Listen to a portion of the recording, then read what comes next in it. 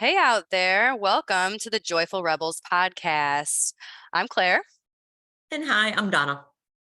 and welcome again. This week's episode is called Time to Work Smarter, Not Harder. So, another fun episode we're excited to deliver to you guys. Grateful hmm that you're tuned in and listening.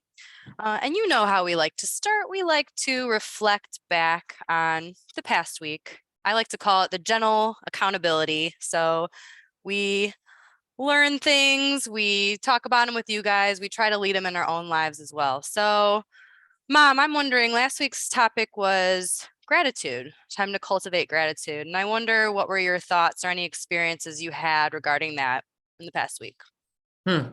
Yeah, I love how this one came up really organically. And that's basically the point that living in a space of gratitude or trying to, that I didn't have to think about it so hard. And that's what dawned on me is that it came easily and not just so much because it's that time of year to be grateful for things, but I'm looking for it. And I find that, when I finally was like, oh, I'm going to really keep it on my radar, it already was.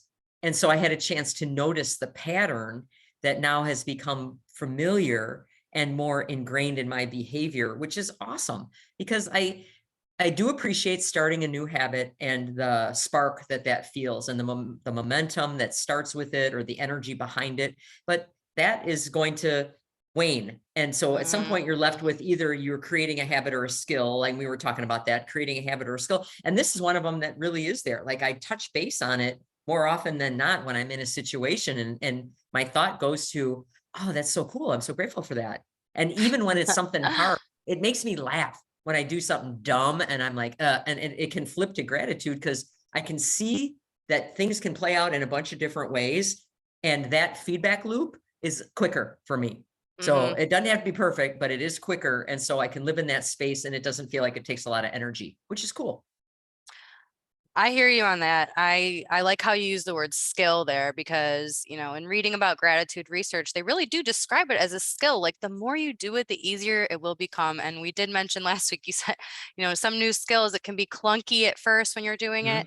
Mhm. Um, but it becomes smoother. And I like how you said you can almost like step back and reflect on the pattern, like, whoa, it's easier for me now. I'm noticing gratitude without having to sit there and be like, what are some things I'm thankful for? Mhm. Which, of course, is a good thing to do. And that's how you get started. How are you going to get to the point where you're at? Is you're going to start somewhere, which is being really intentional about, I'm going to think about things I'm grateful for. Um, but you will eventually, get to that point where, hey, it's coming really easily for me. I've had things coming up. We had some sickness going through the house. And instead of dwelling on the negative of that, even when not feeling great, I'm like, man, I'm so grateful when I feel healthy, or when I turn a corner, when my kids Mhm. are feeling better, when everyone's sleeping, like, man, this is great.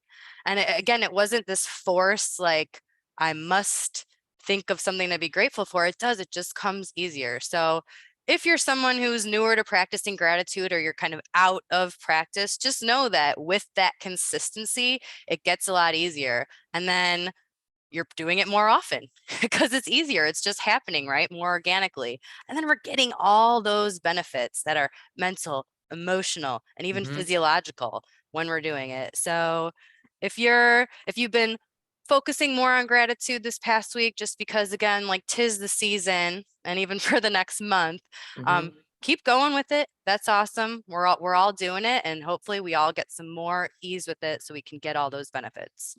Mm. So this week, time to work smarter, not harder. Okay, so we're basically talking about time management here. We've got 168 hours in a week. And yes, I did have to Google that. That's not something I knew off the top of my head. Mhm. But we've got a finite amount of time is the point. And a lot of that, we're spent sleeping, or, obligations we can't get out of, whatever. But what do we do with that time that we do have? And when we say work smarter, not harder, there's the law of diminishing returns. At some point, you can keep putting in more effort, more time, more time.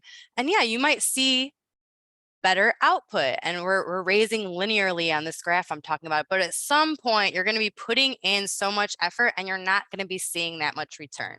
And so the idea is, again, a finite amount of time. How can we be efficient with our time? And there's a ton of research out there on this. And so what we've done is we've picked out 6 strategies that you can look to work, implement in your day to day that will help you work smarter with the time that you have.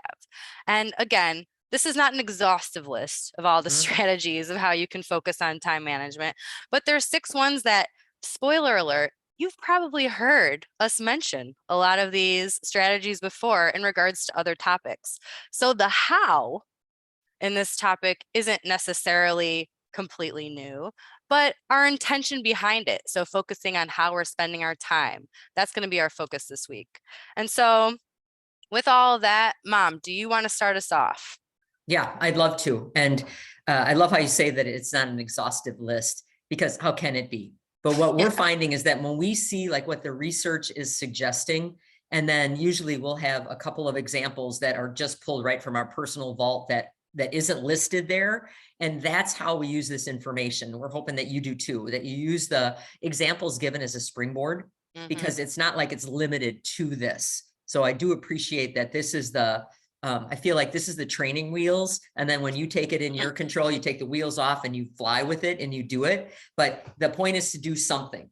So the Mm-hmm. first strategy would be to batch activities, not butcher them, but batch them. So you're going to put things together in a lump. That's how I looked at it. And there's a couple of, when I think of batching, I think of social media, which is one thing for some of you that have a business online, or that you're really connected at some point. It depends. It might be like your age, it might be your vocation, but that is a thing where when you see people that are posting every single day, they could have done that all in one day and they've just timed it out. And Mm-hmm. that's, we're not going to tell you how to do that, but that is a thing, because it's meant to create ease in your life where you don't have something taking up your mind on a daily basis, just kind of robbing little chunks of time. Like you want to do it and you want to then not think about it. So that seems to be where some of the ease comes in, is to be able to do some focused work, or get something accomplished without having it just be all day long. So if Mm-hmm. that sounds good to you, then that's batching activities. Another way that that can look like is with emails. What a hard lesson this has been for me, that especially like my corporate role, and just having just when you have people that work with you and for you, and demands that come from other places. I just remember being a slave to email, having it on my phone, checking it before I go to bed, checking it first thing in the morning. And what I learned that was that I never got ahead of it. So it didn't like eliminate the problem. I Mm-hmm. never got ahead of it. I might respond quickly. It wasn't always the best answer. Like I Mm-hmm. just wanted to get something back. And what I did was I taught the people around me that I was on this hair trigger, that if they needed to get me, I would be right there coming back at it. And I see this when I teach classes now, that, people will be on their phone. And let's do an aside on that. Uh, Public service announcement. If you're ever taking a yoga class, or you're taking a, group fitness class or small group training, that, unless your job is like, you're supposed to be in surgery, or they think you're at your work or something, there's some really specific situations where, of course, we're going to have you use your wisdom to bring your phone in. That being said, it's not like you got to pretend and answer somebody back. And if you do it 30 minutes later, that's still in the realm of professional. Again, I'm not saying you can never respond to somebody quickly. We trust your judgment and your wisdom for the urgency of something. What my issue has been is that I didn't understand and parse out what was urgent and what wasn't. Anything that came in needed to come back out. And if Mm-hmm. that sounds like you, then that's something where you're like, okay, so here's where I'm going with that. Check email by noon. I check my email by noon. Like I may even have glanced at it, but I'm not going to return it. I'm not engaging and getting back into it with somebody. I'm going to notice it. I'll see what it is. And then I will sit down when I can really get focused, and we'll touch on why that matters in a bit. But then I get a chance I get the correspondence out. I say what I needed to say. I've thought about it a little bit. I'm less reactionary, and I found I was more effective. And then I didn't spend all morning one-offing it and sending things out, when it's like, why? Just to get it off my plate? Because guess what? It didn't eliminate the issue of having a barrage of emails, because they just kept coming then. Mm-hmm. So that's where I really land with that. I will implement something if it tends to really soften a problem, really, or eliminate a problem, then for sure, then that action is worth it. But if it doesn't, and you're like, trying to use a mop at the seashore to like, in a bucket to like, it's not, you're not going to win on that. So I'm going to be smart about it. And then, so emails go at noon, and then maybe you could do it around dinner time. And if you're not even somebody that needs that for like a work situation, once a day. There's actually Mhm. people that do that. I know. They're awesome. The other thing for batching is I really make sure, this is just an important one, and then we'll move on. I use a calendar. And it doesn't matter if you work outside the home or inside the home. What a calendar does is allows me to know, where are my stakes in the sand? What are the things that are really important to me that need to be in there? And whether it's workouts or meal prep or client calls, or if you've got kids activities, like, get your stuff in there and then give a value to something else of like, I'm having a 30-minute talk with somebody, or coffee's over here. Give things its due time, instead of letting it be like, I'm not sure if I'm going over here, or what my day looks like, in front of you. That way, what's happening, and it's set, and it's not just this constant running around trying to figure out what your day looks like.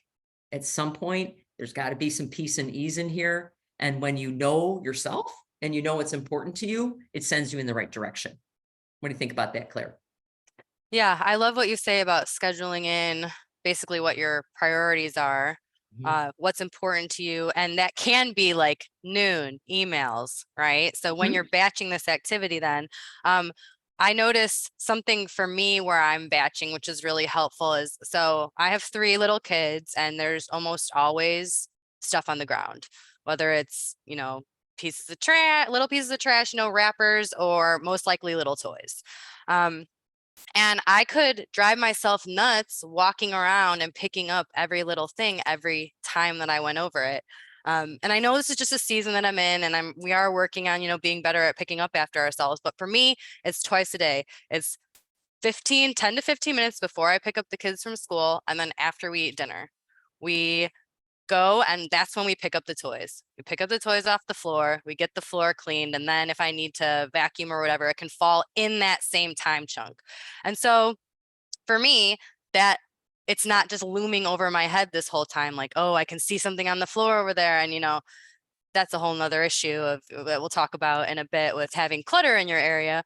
But it's been helpful for me. It's made my life easier to not think I always have to be picking up everything. No, I got 2 times a day where I'm picking up everything. So it worked for my sanity, and it brought me some ease. So if you're someone that might help as well, and even if it's not toys off the floor, if it's tackling dishes or finding some type of chore where you can say, oh, I'm going to do it at this time, it might bring you some ease, and be more efficient with your time then. So you're not doing a little bit throughout the whole day and it's just lurking there. Mhm. Um, okay, so number one was batch activities. The next thing we can do, which I kind of started to alluded to with my picking up the toys, is to set a timer. And we've heard this before in previous episodes, but setting a timer for a certain task. Many reasons why this is beneficial. There's some science behind it. So they've done some science on what's basically called the basic rest activity cycle that goes on in our brains. And it's just this idea that we all have a certain rhythm where we're going to be productive. They call it a level of excitement where we've got this energy, and then there's time where we need some rest. And so they say a maximum time where you could have, to set a timer is 90 minutes. And, when I hear that, that sounds like a long time, but the important part that is you're setting a timer. So if you do have a task, it's not this endless this task with no endpoint that you're going to get sucked into the whole day. No, if I'm going to do something, okay, 30 minutes, and then I'm going to focus on something else. And understanding that I might not get it done. So for me, when it comes to like a to-do list, I've actually shifted how I do my to-do list around this topic, because I used to just list my task out. And then if I didn't finish it, or if I worked towards it, I couldn't X it off. And it felt, I'm Mm. someone who likes to X off of the to-do Mhm. list. So instead, on my to-do list, it's 30 minutes or 45 minutes towards this task. Okay, well, now I've set a limit. I'm going into it knowing that I'm going to be focused during this time. And then when it's done, it's done. And I know it might not be completed, but guess what? I get to check it off my list.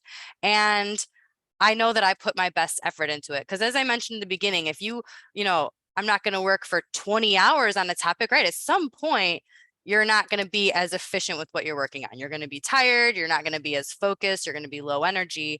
And so, again, setting that timer for whatever task we're talking about, whether it's work related, even hobby related, household related, you can then really put your time and energy and focus in that time limit, get as much as you can done, and then save the rest for the next time that you're in it. And so again, what's the point? You're bringing in some ease. You're not letting something be lurking this ominous forever task. You're giving it this finite amount of time where you can do your work. What do you think Hmm. about that? I think that's awesome. And it inspires me to add an additional facet onto that. And I think when we work with the timer, we also start to dismantle distorted thinking of all or nothing. And Mm. because that's something that just kind of bubbles up in the background, like I want to do a job, I want to do it well, I want to do it start to finish, blah, blah, blah. I don't know, maybe I'm the only one that has that running through my head. But every time I do something and I make headway, Mm. then that feels good. Like that is a deposit in the bank of Donna, like that feels, and it feels good enough. It feels, and this is an important point. It does feel good when I do it. If I just think about it, it's not as satisfying. So this is where you actually have to try this stuff, guys. This is actionable self-care where you can kind of have an opinion about it from what you've heard or what you've thought about. But if this season that you're in right now, it bears trying something that you may have tried before, like set a timer, see how it feels right now in this season of your life. Mm-hmm. Mm-hmm. So that's the whole thing, is that sometimes you get the big ta-da, everything's new and fresh and amazing. And sometimes it's like, hey, that actually worked right now. And I think of it like a kid's palate. Maybe when they're little, they don't like some vegetables or whatever, but after a period of time and you go back and revisit and you're like, no, try the Brussels sprouts now. And then they're like, oh, I like it. So that will happen in the experimentation of ways to meet yourself where you're at right now Mm-hmm. and create the life that you want, is continual experimentation for what works. And it's not just the theory of it. You actually have to do it so you get a data point and then you Mm-hmm. can respond to it. Does that make sense? Yeah, I can definitely agree on that. And things that I've heard or even tried a year ago, 5 years ago, and then I revisit it, right? So again, to what you were saying, just because you've heard or tried some of these tips before, might it work right now? Especially since if you're listening to this podcast, your awareness light is switched on and you're Mm-hmm. interested in these things. So maybe now where you're at now is the perfect time to do something like setting a timer, even if in the past it didn't stick. So I love Okay. that point. Okay, so we've got batching activities, setting a timer. What's next, Mom? All right, then we're going to move into decluttering your space, and that would include a desktop or a workspace top. And the overall feeling of that is, when I first started digging into that, it felt like, oh, that's a have to. Like that feels like a cleaning task. It really isn't. I mean, it is, but it isn't. What it is a signal to our brains of this task is done. So a Mm, couple of things I want to bring about, like that, to me, the decluttering absolutely is environmental wellness. It's environment. It's the environment that you are toiling in, whether it's a workspace, whether it's just a place that you spend a bunch of time. And right now, specifically, we're talking about something inside. Of course, it can be outside as well. But the bigger issue, not only does removing clutter allow you to tackle the next task with pretty much a blank slate, but what it also does is it goes back and it erases some fear. So stay with me on that. Has anybody else, because I know I have, that I have finished a task, maybe I had papers or I was doing something for school, or I had things that I had notes on. I had completed what the project was, but then I held on to the notes. And if I look at it for me, that means like that's a fear thing. I might need that later. Anybody? You're like, I mhm, might need that later. So I hang on to it. But the net effect then is that I haven't really finished the project.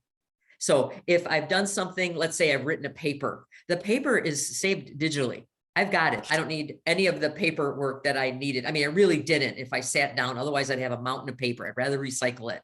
Or if you made a decision for one of your kids and it involved like writing like a permission slip or they needed supplies, once that's finished, they're already on their way. They've got everything that they need. Like, trust yourself that you completed the task, and any like things that are hanging around, again, that word lurking, really just tether you back to fear.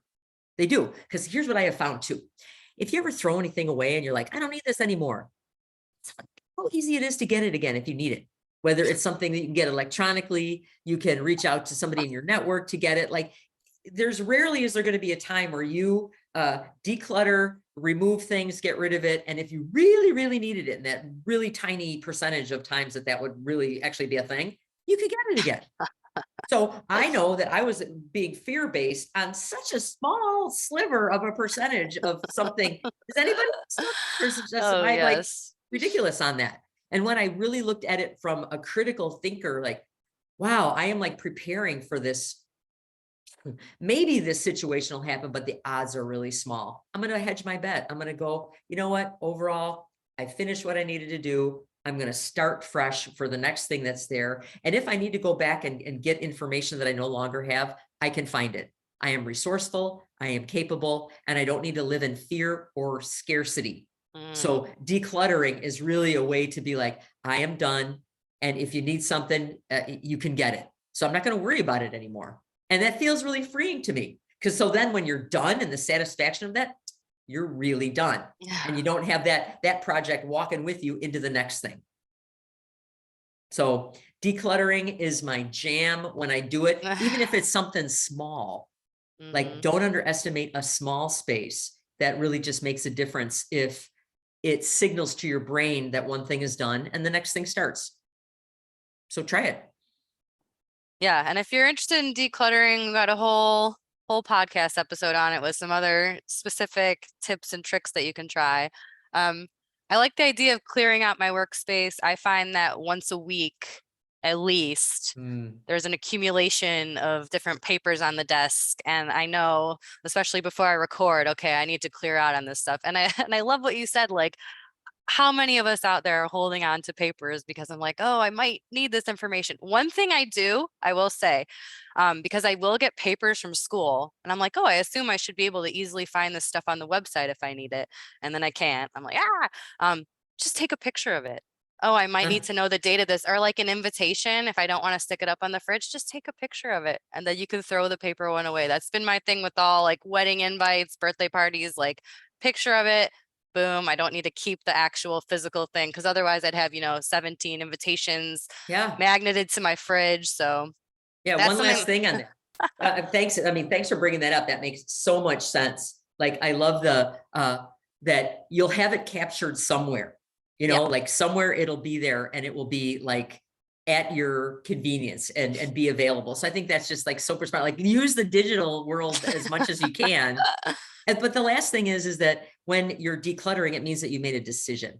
So as I'm refining my discernment skills and my decision-making skills, because that's the last piece of it, that even if I decide wrong on something, that most often the consequences are not grave. And I can go back and make another decision. Like, anybody ever like overthink it and you don't make any decision and then it's still looming? Just make something. Like, go and then you go, okay, you assess what it is. I'll go in this direction and be done with it. Because most often any situation can have 2 or 3 or 4 different outcomes. You're like, let's roll with it. Let's see what happens. Let's make life interesting. So I like the experimentation there too. So yes, so we're batching, we're using a timer, we're decluttering our space in our desktop. What else, Claire? The next one we've got is to delegate. So again, we're talking about managing our time. And this actually brings me back, Mom, to something that you had said during our Flexing Your No Muscle episode. Just because I'm capable doesn't mean I have to. And I'm telling you, so I actually had some people reach out to me that quote resonated with them. I have found myself recopying it onto each new page of my work notebook as I go, just to remind myself, because I'm still working on that one. But that directly relates to delegation. So delegating means you're taking something off your plate, right? And letting someone else do it. And if you're someone who leans into perfectionism or has that type of distorted thinking, if you're someone who's micromanaging, because again, sometimes I've got those thoughts that anything that needs to be done in my world, I'm the best at doing it, which means I have to do it all. And that's not helping me in the long run. So delegating, what can someone else in my circle do? And we know the research on delegating, like the best bosses are ones that can take stuff off their plate and give it to the employees, because then in turn, their own productivity increases, right? You're not spread so thin that you're able to then take that limited time and energy that you do have and focus it then on what you prioritize as important. And so this can work in the workplace. For me, I'm noticing this a lot now at home, and my kids are getting a little bit older. And so one specific example that just happened is I started letting my 9-year-old deep clean my sinks for me. So that was something, when I notice my sinks are dirty, it really bothers me. And side note, I do a quick wipe down every day. I take a wipe and I just wipe down the sinks really quick. And maybe everyone already does that, but for me, that that helps mentally. Like, oh, okay, it looks fresh and clean, but still needs that deep clean at least once a week. My 9-year-old, she's capable. Right now, Mhm. is she going to do it as perfectly as I think I would? Like, no, but I need to let that go. And maybe you do too. Like, it doesn't need to be perfect. It just has to be done. Right. I mean, it gets clean. We're killing the germs. And then, it looks nice and shiny. She is benefiting because she's like, oh, I'm helping mom and I'm getting to do this job. And it does look nice when a sink goes from being dirty to being nice and shiny. But then I don't have to do it, right? I can focus on some of the other tasks that maybe she's not old enough to help me with. And again, like as I'm saying it out loud, maybe you're listening and it seems small, having some person do one thing for you. But that's the thing. If you're not used to having help or support from others, or if you're used to, oh, I have to do it all, this is how it starts, right? So the first time that Ella cleaned the sinks, I was like over her shoulder, like kind of like, now I'm like, okay, you go do it. I give her the gloves and the brushes and she just does it. And I don't have to think about it. I feel good. She feels good about it. It's one less task for me to do. And now I'm looking actively for more things that she can do to help me. So that's how it starts. Again, it starts with one small thing. What can you do? What can you take off your plate and give to someone in your circle? Again, whether it's work related or house related. And you go from there, because the less spread thin you are, right? The more you can take that time and energy to focus on something else. And we're talking about working smarter, not harder. Yeah. Wow. And again, I think another layer of that, if I pull the focal point up and make it broader, is that there's so many things that contribute to our overall wellness, which is always, where we're leaning toward in this podcast and the topics. But one of them that has come up through the gratitude, and yeah, a couple other podcasts that came up, but connectedness. So when we delegate, we're also actually being connected and not just going through life as a solo player. Mm-hmm. Like even if it's like, okay, you do this, even if you gave that task to somebody else, that letting go and letting somebody else do it. Or have you ever been in need where somebody's brought you over like dinner, or they're like, somebody comes in and leaves you something, and then it's our job to receive it. So like, I'm thinking Ella's getting all that too, where when we delegate, the other person gets to, either if it's a work situation, they feel more empowered because they're Mm-hmm. part of it. If it's a personal one, like that. So all of these things that yes, in many cases, if there's a task and we could do it, and like we are our own, like we know we're awesome, right? We know that we can do things, we have capabilities that are just broad and refined and amazing, but that doesn't mean we have to do them, because then we're not connected to other people. So it's that messy part where we're like, you do this, you do this. And I think that there's just huge benefit that adds to our overall feeling of amazing. So again, little behaviors can check the box, so to speak, on 3 or 4 or 5 different ways that it can make us feel better. So we're trying to find those things that have multiple ways to contribute to our overall wellness. And gosh, delegating sounds like one of those. It sounds like almost an indulgent thing. Like, I'm just gonna have somebody else do it. We're all benefiting. We all get to benefit from that. So let's not lose perspective on that. We can change the conversation a little bit. That's awesome. Yeah, so we've got batching, timers, decluttering, and delegating. Number 5, Mom, what do you got? Okay, this is the digging in a little bit more to leveraging our internal clock. Like, would you consider yourself a morning person or an evening person? Like, that's one global way to start. But it's really knowing yourself. So that's the spoiler alert on that. But Claire had mentioned that we have this 90 to 120 minute, basic rest to activity cycle. Like we're only good for a certain amount of time if we need to pay attention. So what I appreciate in real time, I would have said, I'm probably not, I don't like that so much in the morning. We're more analytical work tends to be easier to do in the morning. We're fresher. We have less decision fatigue and possibly, that would be a setup. But what I learned for me is that it's after exercise and in the early evening from 6 to 8 is when I'm really sharp. So that's when I do my analytical stuff. My creative stuff can come earlier, but that's from trial and error. And that's from being able to look at, like, how do I want to be my future self, and having some behaviors that move me toward that. Let me explain that for a minute.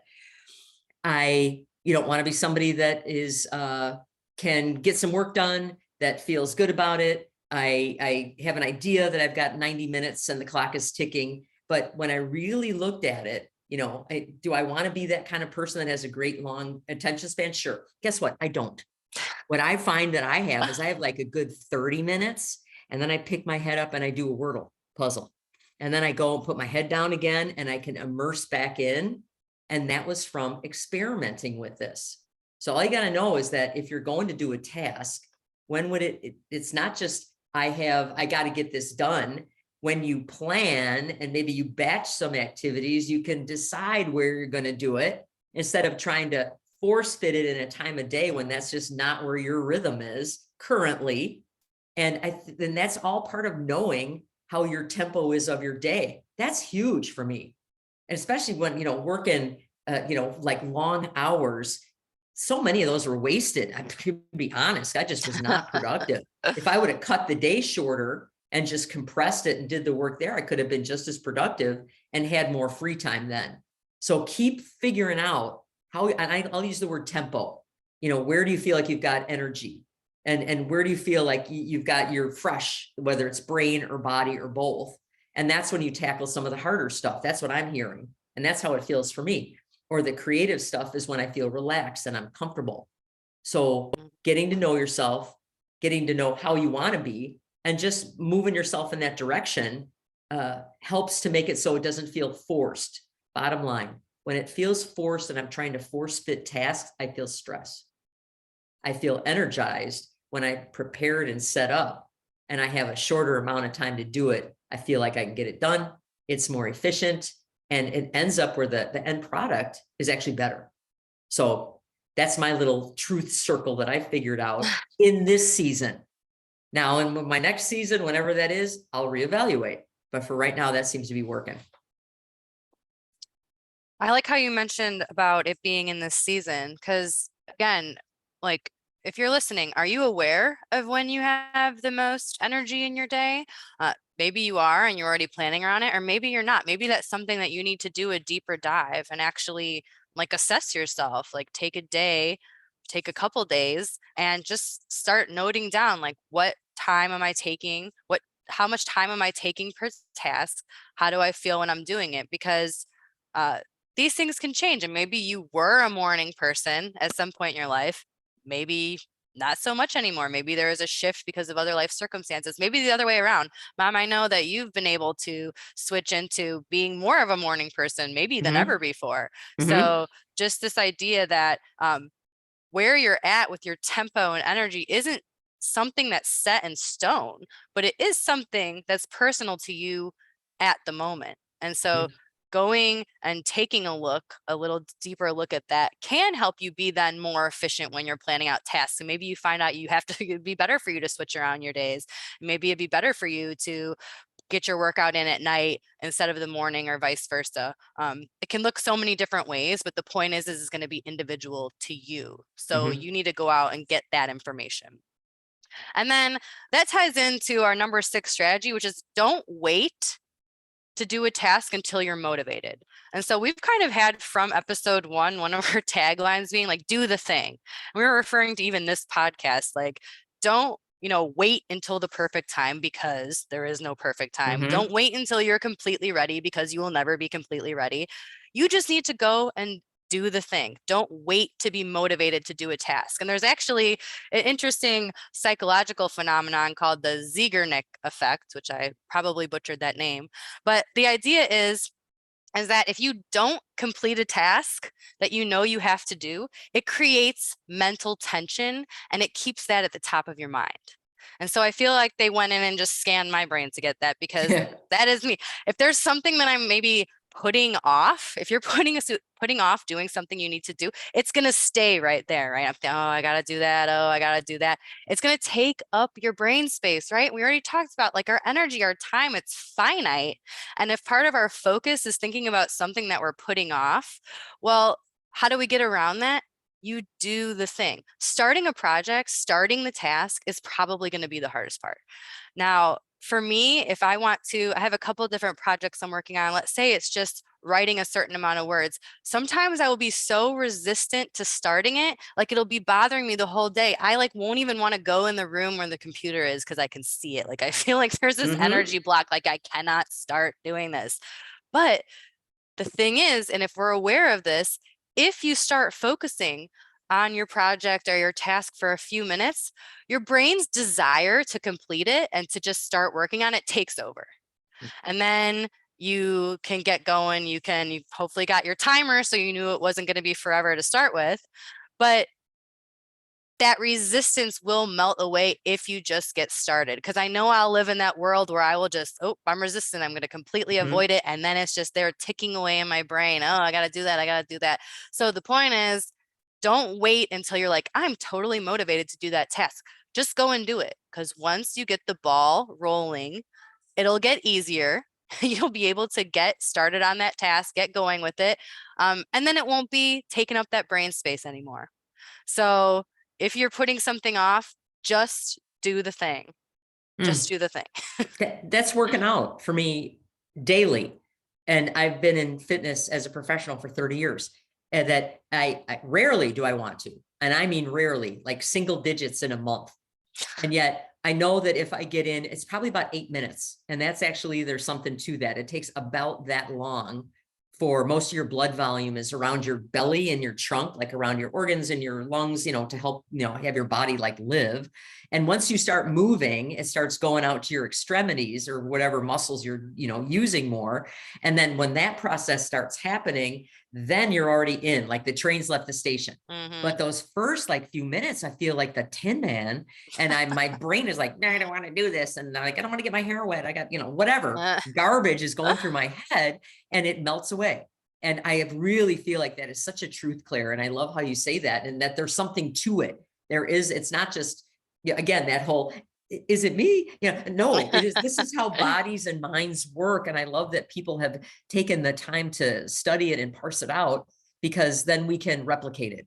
And we know that if we just start it, we'll get a little quicker, or we'll go a little further with it. And we are living in a world of partial credit, or at least we should be. Because if we're looking at that all or nothing, or it's got to be perfect, like those are the things that are just not helpful.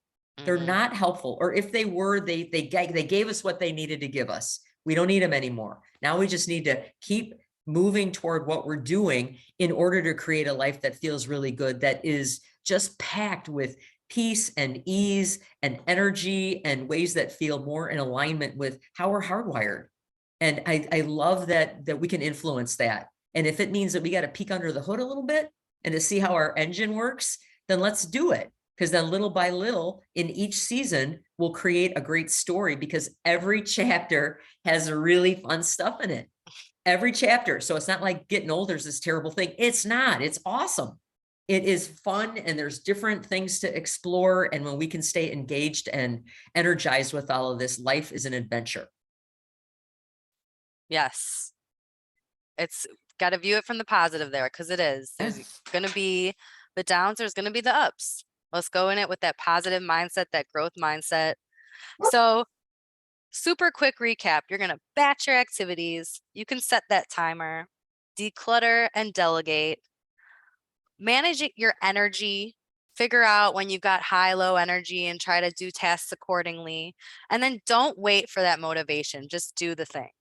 And so as we wrap up here, I would say we like to give a little bit of a to-do. Like if you want to walk away, I mean, we just gave you 6 strategies, but if you want a specific thing to do this week, there's 2. One, maybe you do a self-audit, like I mentioned earlier. You actually take 1 day, 3 days, and you just have a notepad out and you just jot down this task that I had to do. Here's how long I spent doing it. Here was my energy level, right? High, medium, low, however you want to. There's not a right or wrong answer there. It's just getting those data points to learn more about yourself. And maybe you find out something you didn't know, something interesting. Whoa, I do tend to have a lot more energy at 10 to 11 a.m. or after dinner. So again, it's just you're getting that information so you can make those smarter decisions about what to do with your time. And then the second one, delegate one task. One task this week, pick that you're going to take off your plate and have someone else do it. So anything, really, there's no rules on this. Pick a task, delegate it, but then be curious, like how did it feel to do it? Maybe it was hard to do it. And then afterwards, how did it feel when it was done? So again, we're doing the thing, but then also get some data back about how you're reacting, how it really went. And these are things that we're asking you to do. We're going to do the same. And then Yep. when we come back next week, we'll be able to share our experience and hopefully you'll be thinking about your experience as well. So until next week, Rebels, have a great one. See ya.